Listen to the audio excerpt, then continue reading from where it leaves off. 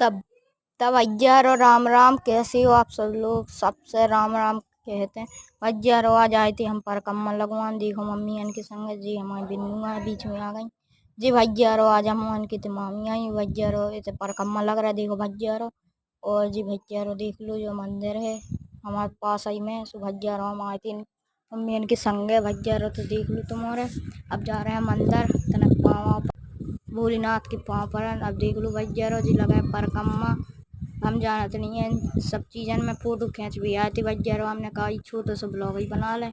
चलो भैया तुम्हारा से भगवान के पास जा रहा है मिलवा भी तुम्हें भोलेनाथ से। देखो भैया इधर जो छोटू सा मंदिर जी है भोलेनाथ। भैया पाँव पड़ रहा है हमने।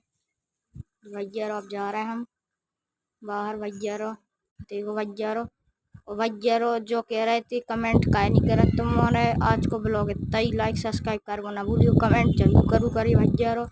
ठीक है भैया।